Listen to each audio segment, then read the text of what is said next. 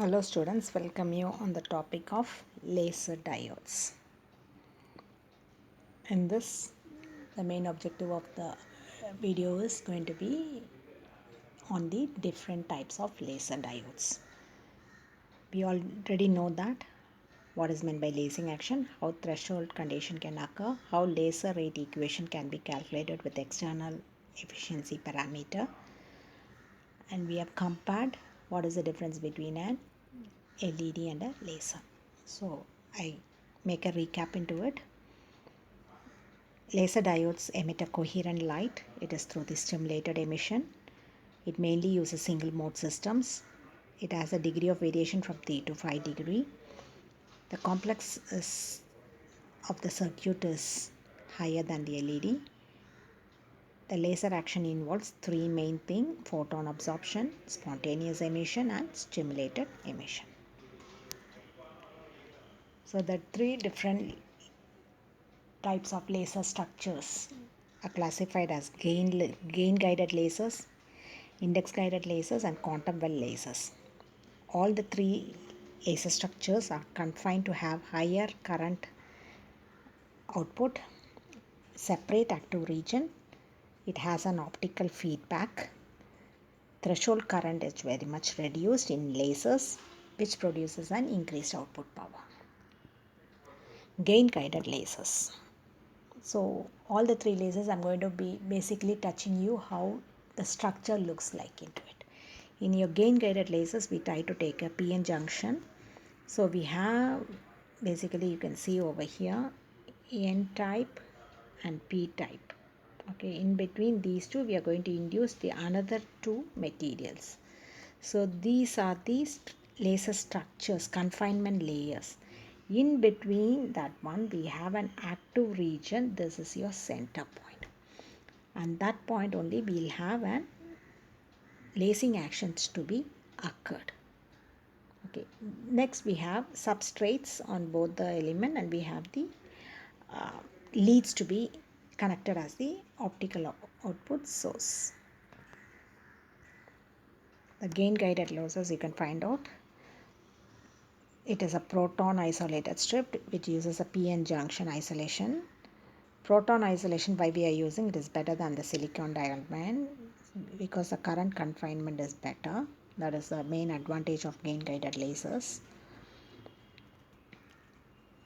Diffusion characteristics takes place. The main demerits of this gain guided lasers is only one thing: when you plot an output current to the power generated, in several points you will obtain some dips. We call it as kinks. And this kinks is capable of producing a reduced output power. And this has a high threshold current. So automatically quantum efficiency gets decreased. This occurs only due to the structural crystal imperfections in the manufacturing of a laser source.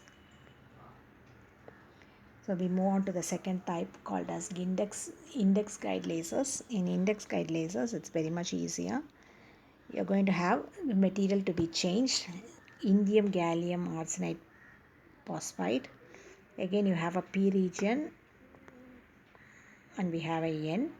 In between these two substrate is going to be your confinement of the optical power. Okay. So we have very neatly taken with a base of confinement under a waveguide mode. So you can find out how the waveguide structure helps in taking the power output from the active region. Okay. So this is how the index guided fibers are being used. You have a rich waveguide, you have a convex waveguide, and heterostructure. So these three different types helps in taking an output optical from the confinement area. Okay. Next one is the quantum well lasers. This quantum well lasers, purely the structures nowadays are being defined. Each and every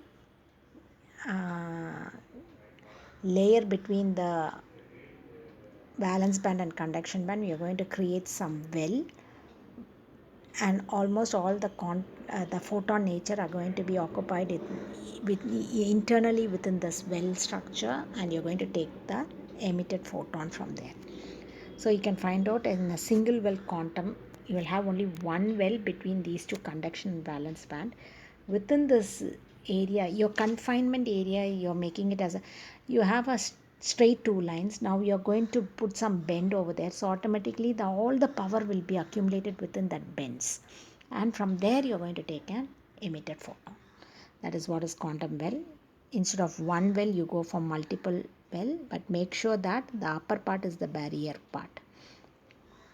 In conduction, you can find that the upper part is the barrier part, so that should be of lesser size. Then only you will have a higher output. Next is the modified quantum well. Instead of having a uniformed well size in your lasers, make the step size to be different. That helps in producing a higher efficiency for a laser. So construct within very thin active layers around 1 nanometer instead of micrometer. First condition.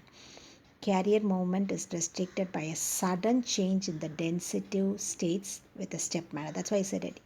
While you make a simulated emission to flow in a fixed path, now you suddenly decrease your path distance.